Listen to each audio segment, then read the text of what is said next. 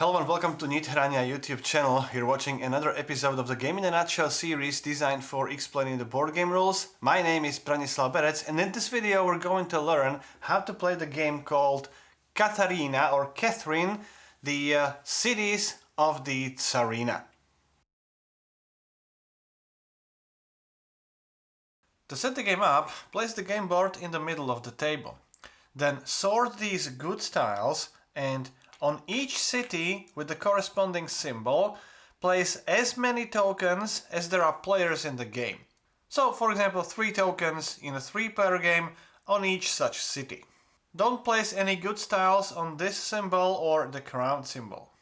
Then each player chooses a color and places the scoring marker on the 0 space of the scoring track and the crown token on the first space of this favor track.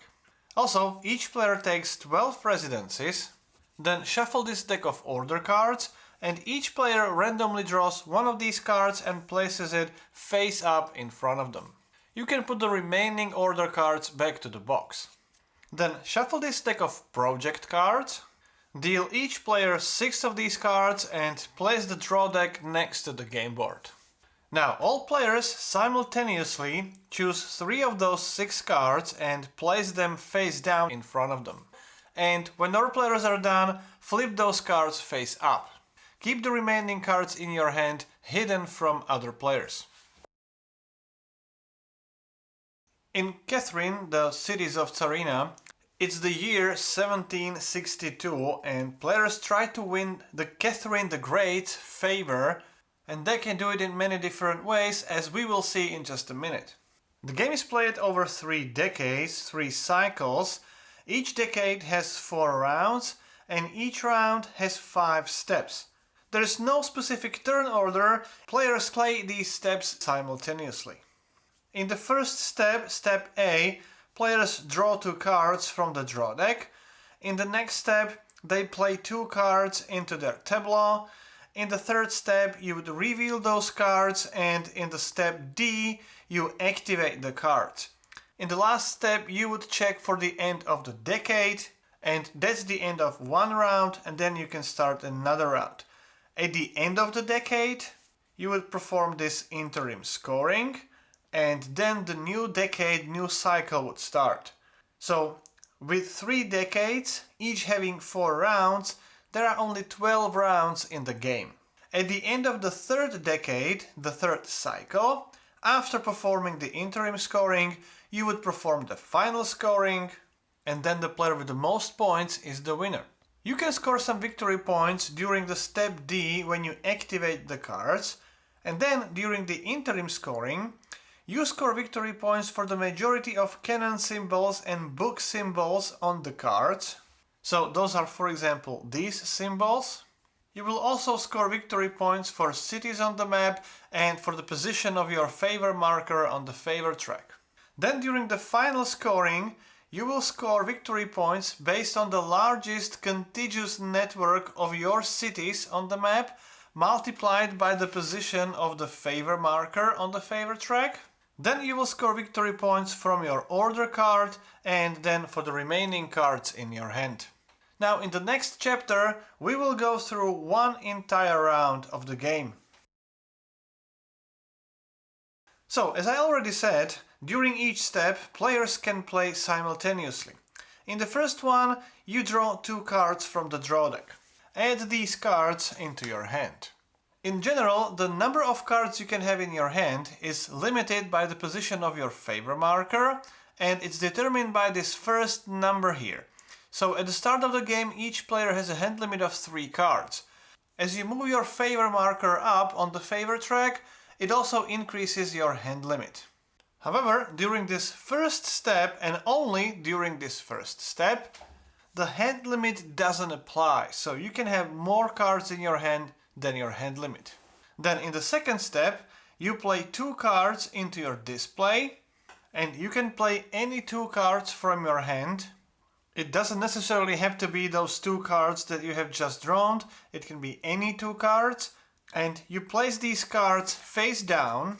One of them must be the next card in the top row, and the other card will be placed to the bottom row. You can place that card under any card in the top row, but preferably you want to place it under the card with the same color. Remember, even this card is first placed face down. In the step C, all players simultaneously reveal those cards. Then, after revealing the cards, players will activate the cards. As indicated by this symbology, you only activate the card in the top row and it's activated by the card in the bottom row. You always activate the card in the top row by the card you have just placed in the bottom row. And when these two cards have the same color, you can perform the actions on the card in the top row. If they wouldn't have the same color, for example, if you would activate this card, the cards don't have the matching color, you would just draw another card into your hand. So when both cards have the same color, you can perform the action on the card, and if you do, and only if you perform that action, you can also perform the bonus action at the bottom of the card. I'm going to explain those actions now, but before I do that, if the action has this black arrow, you can perform that action as many times as you want, or in this case, for each book symbol you have in your tableau.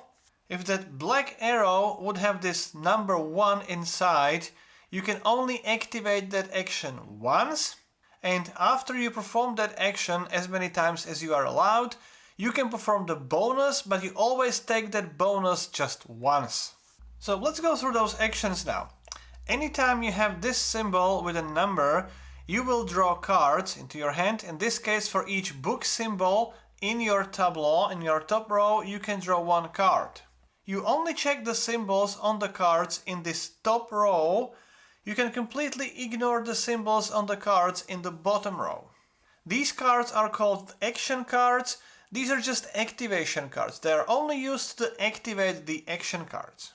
So for this action, for each book in your display, you can draw 1 card. So that would be 1, 2 books, you can draw 2 cards. When you draw the card, you place that card into your hand. However, when you reach your hand limit, in this case it would be 4 cards, for each card you are not able to draw, you gain 1 victory point.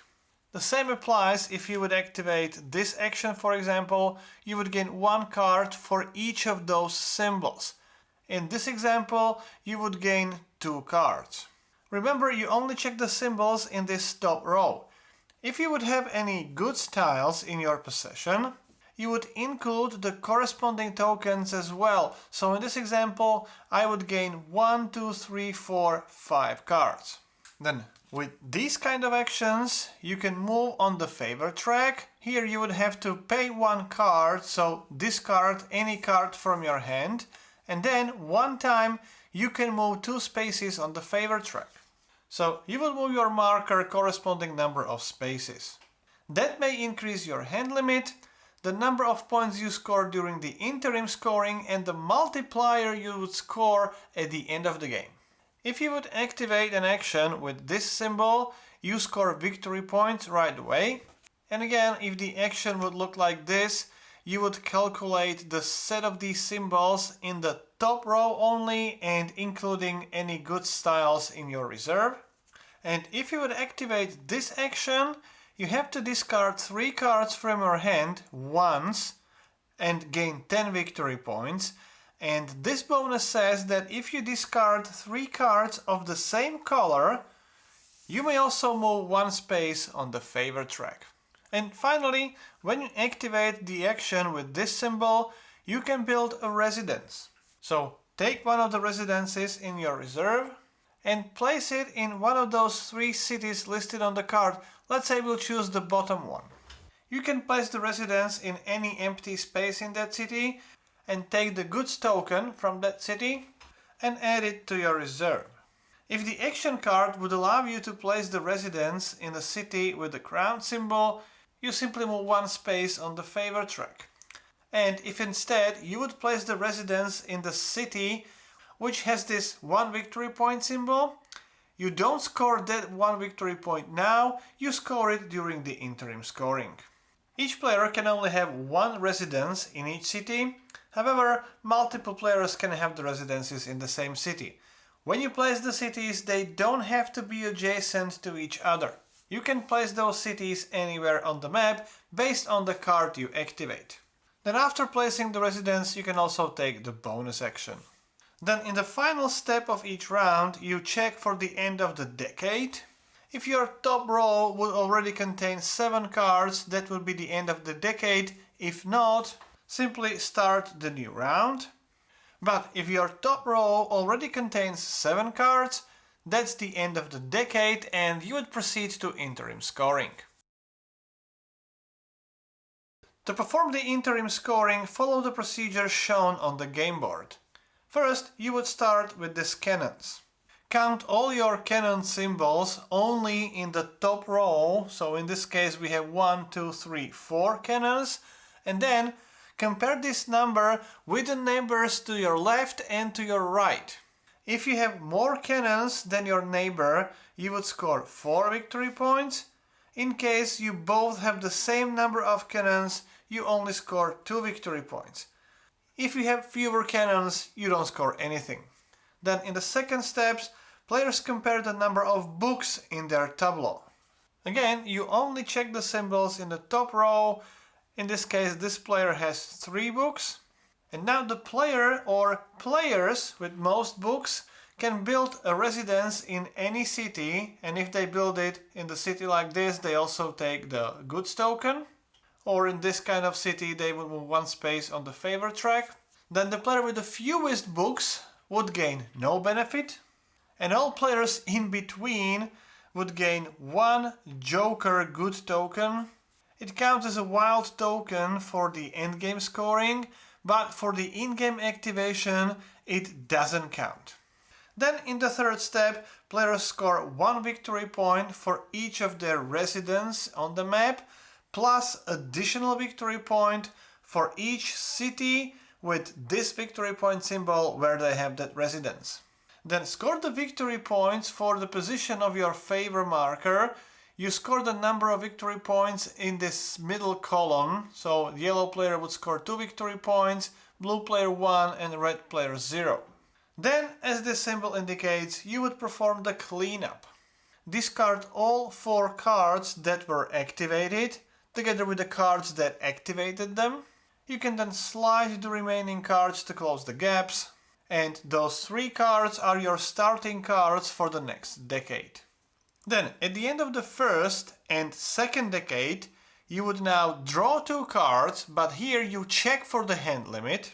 So if you're not at the hand limit, you can draw the card. If you reach the hand limit and you have to draw, you would gain a victory point for each card you are not able to draw. At the end of the first and second decade, after you draw those 2 cards, it's the end of the interim scoring and you would proceed to the next decade. At the end of the interim scoring for the third decade, you would not draw 2 additional cards, but you would proceed to final scoring. During that final scoring, first you score 1 victory point for each card left in your hand. So here that would be 5 victory points, for example. Then you score a victory point for your order card. For that, check how many good styles you have that are required by the order card. And now you can also count this wild token as any 1 token you are missing. If you have any tokens in excess, they don't score any victory points. Now, if you have at least 5 of those tokens, you score 5 victory points. If you would, for example, have 6 tokens from that order, you would score 8 victory points, and if you would have all 7 of them, you would score 12 victory points. During this final scoring, do not count the symbols on the cards left in your tableau. Finally, you would score victory points for the largest contiguous network of your residences multiplied by the favor track. You count the largest contiguous network of those residences. So, since this city doesn't have any yellow residence, these residences are not adjacent to this network. You only count 1 largest area, so for the yellow player, the largest area has 4 residences here. Then you multiply this number by the rightmost number at the position of your favor marker. So 4 multiplied by 2, that is 8 victory points for the yellow player. Then count the victory points in the same way for all other players in the game, and then the player with the most points is the winner. So that's how you play the Tsarina cities of Tsarina. If you have any questions or comments, please put them into the comment sections below. I'll try to do my best to answer as many as I can. If you like the series, please subscribe. You can even support the channel on the Patreon page, or if you like the video, you can even click the thank you button at the bottom of the video. All kinds of support is very much appreciated. You've been watching Game in a Nutshell. My name is Branislav Berec and hope to see you next time. I would like to thank everyone who has ever supported the channel, and especially the current supporters listed on this page. If you too would like to support the channel in creation of videos like this and other video tutorials and other content on this channel, please visit the patreon.com/Nithrania.